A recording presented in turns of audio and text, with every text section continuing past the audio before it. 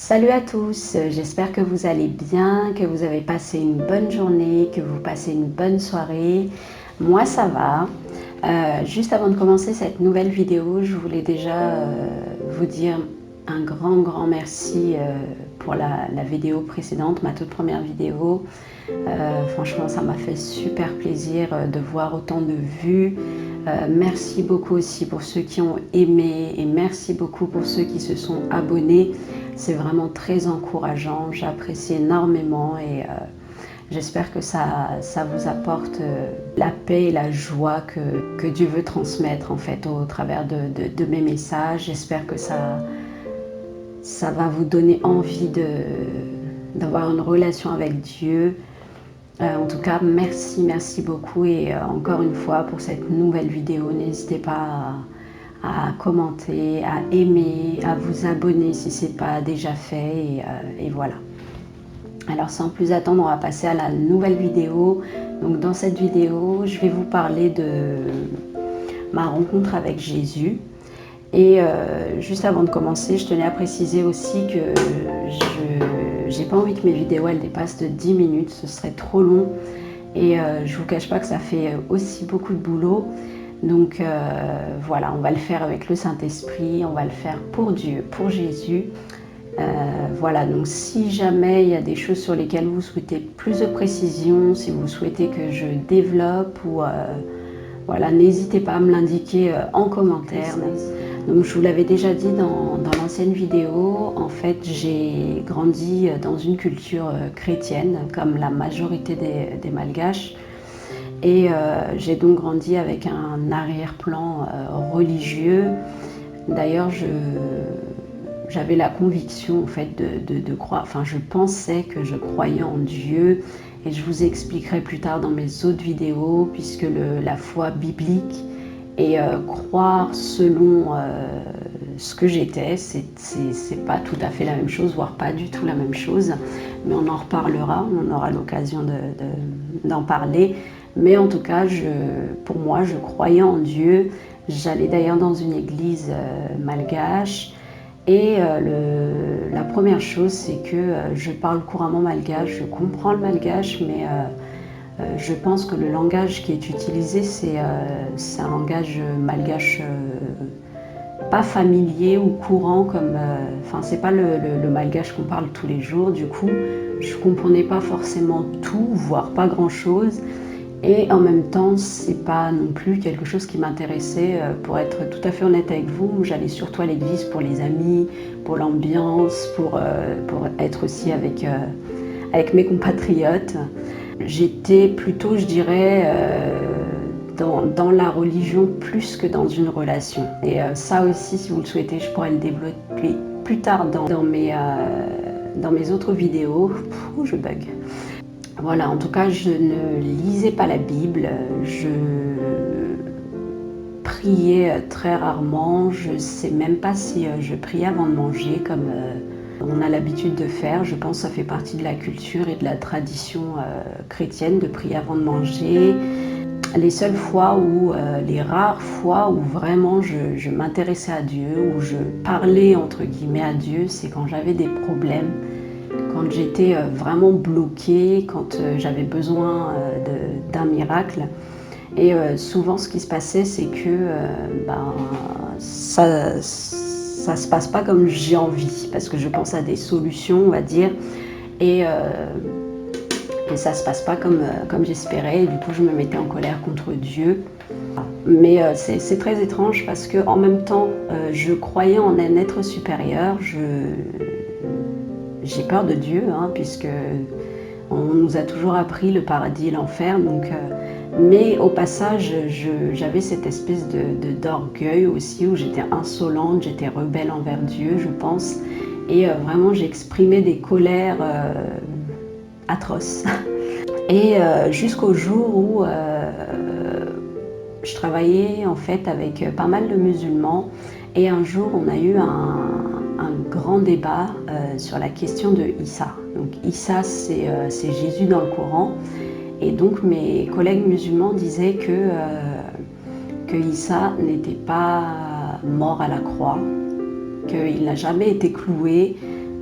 que c'était quelqu'un d'autre en fait qui a été à sa place, et que certains disaient même que c'était Judas d'Iscariote, hein, Judas le traître, qui a été mis là justement en punition de ce qu'il a tenté de faire, et que en fait Jésus n'est jamais mort, mais qu'il s'est élevé, tout simplement, puisque eux, ils considèrent ça comme Jésus, comme un prophète. Donc voilà, donc j'étais très orgueilleuse, parce qu'en plus j'étais seule contre tous, hein, quasiment, parce qu'ils étaient plusieurs. Et j'avais beaucoup d'orgueil, j'avais encore plus d'orgueil et de niaque en fait pour les contredire. Mais bien que j'avais déjà entendu parler de Jésus,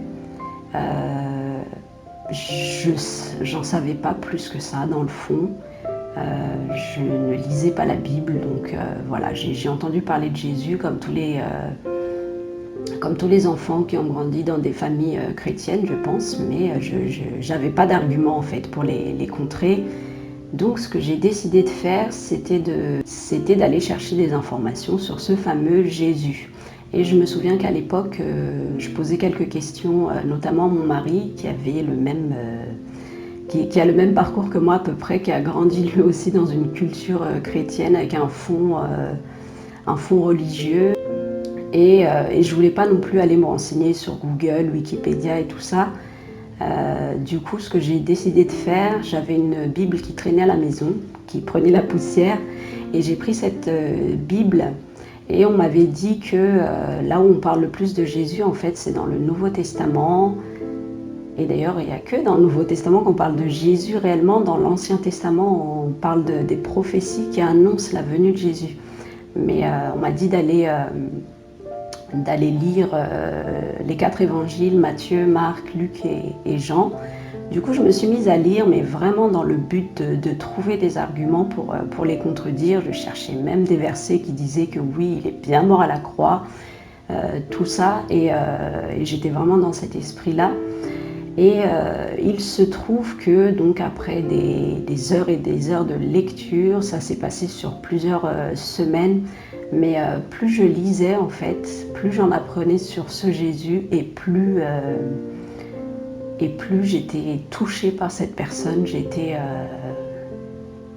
même émue en fait, et je me souviens que j'avais eu même un sentiment d'injustice. En fait, je me suis dit mais pourquoi est-ce qu'il a subi tout ça en fait, et je m'en souviens qu'un jour, justement, un soir, ce qui s'est passé, et c'était pour la première fois, la toute première fois que j'ai réellement prié, où j'ai eu une vraie conversation avec Dieu. C'était ce soir-là où justement j'avais ce sentiment en fait d'injustice, et je me suis dit mais pourquoi est-ce qu'il a subi tout ça? C'est injuste. Pourquoi? Et c'est ce soir-là en fait que je suis tombée sur le verset qui se trouve dans Jean 8, verset 32, qui dit « Dieu est amour ». Un verset qui est très connu, et on peut le lire comme ça, mais moi ce soir-là j'ai vraiment comme ressenti en fait le sens de ce verset « Dieu est amour », et depuis ce jour-là en fait je me suis posé pas mal de questions sur le sens de l'amour selon Dieu. Et je ne sais pas comment vous l'expliquer, c'est quelque chose que je ne peux pas expliquer, c'est quelque chose qui s'expérimente. Mais depuis ce jour-là, en fait, c'est comme si la réponse Dieu est amour m'a tout simplement satisfait ce soir-là.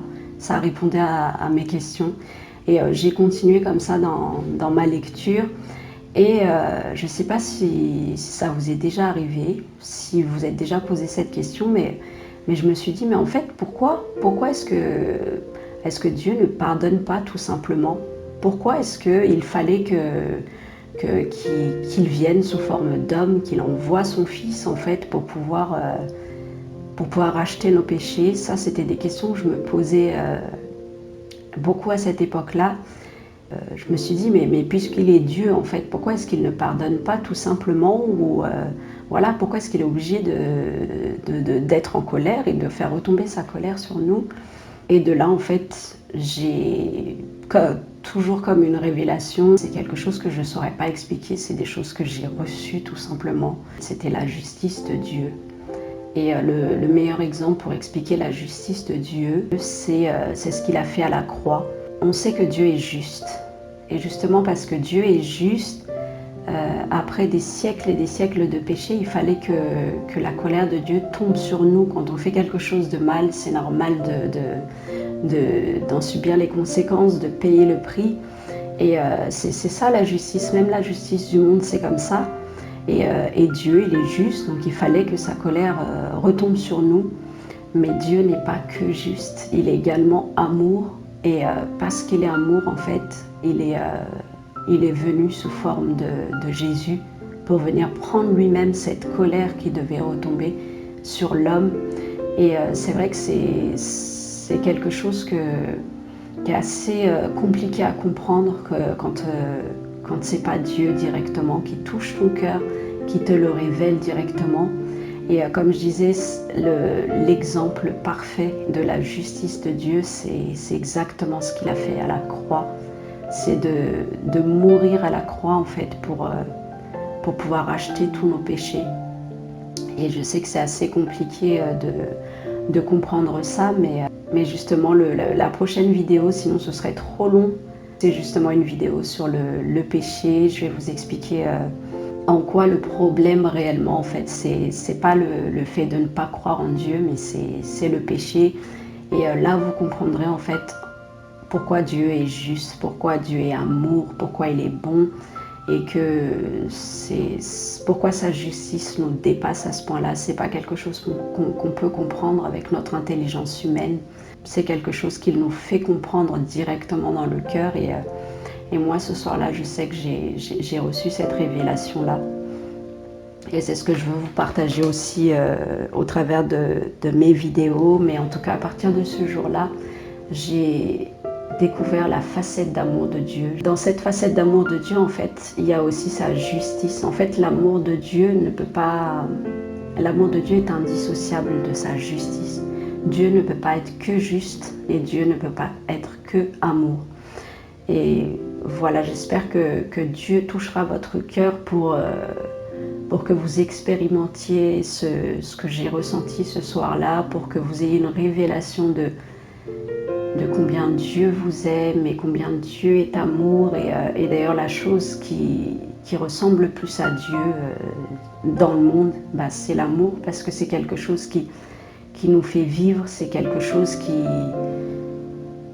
qu'on ressent mais qu'on ne voit pas, c'est quelque chose qui s'expérimente, c'est quelque chose qu'on ne peut pas toucher, mais pourtant c'est l'essence même de notre existence, l'amour. Et encore, l'amour que nous on connaît ici, c'est l'amour de Dieu est bien plus que ça. Et voilà, c'est ce que je dis, c'est l'amour de Dieu, c'est quelque chose qui nous dépasse. La justice de Dieu, c'est quelque chose qui nous dépasse. Juste avant de terminer, je voulais vous lire un petit passage. Et quand j'ai lu ce verset-là, en fait, ça m'est apparu vraiment comme une prière que je peux faire pour vous ce soir, qui se trouve dans Éphésiens chapitre 3, du verset 14 à 19. Voilà pourquoi je plie les genoux devant le Père, de qui toute la famille dans le ciel et sur la terre tient son nom. Je prie qu'il vous donne, conformément à la richesse de sa gloire, d'être puissamment fortifié par son esprit dans votre être intérieur, de sorte que le Christ habite dans votre cœur par la foi. Je prie que vous soyez enracinés et fondés dans l'amour pour être capables de comprendre avec tous les saints quelle est la largeur, la longueur, la profondeur et la hauteur de l'amour de Christ, et de connaître cet amour qui surpasse toute connaissance, afin que vous soyez remplis de toute la plénitude de Dieu. Amen. Et je reviens juste sur la dernière phrase qui dit « de connaître cet amour qui surpasse toute connaissance, afin que vous soyez remplis de toute la plénitude de Dieu ». Et j'ai essayé de vous expliquer en fait ce que moi j'ai ressenti, mais c'est vrai que ça surpasse toute connaissance. Et le meilleur moyen de le comprendre en fait, c'est de tout simplement l'expérimenter. Et c'est ma prière pour vous aujourd'hui, c'est que vous expérimentez l'amour de Dieu. J'espère que ça vous a plu, j'espère que ça vous a fait du bien. N'hésitez pas à partager, n'hésitez pas à commenter s'il y a des choses sur lesquelles vous souhaitez que je revienne. Je vous souhaite vraiment de connaître cet amour de Dieu, d'avoir une relation intime et personnelle avec Dieu, de rencontrer Jésus-Christ, qu'il bouleverse aussi votre vie comme il a fait pour la mienne, de le connaître au quotidien, d'avoir une relation avec lui, d'être aimé par un Dieu bon, par un Dieu d'amour, par un Dieu juste à la fois. C'est possible pour Dieu en tout cas. Et voilà, je vous remercie encore et puis je vous dis à très bientôt. Je vous fais de gros bisous. Last question. What does love mean? God. What? God. Honey. That's beautiful.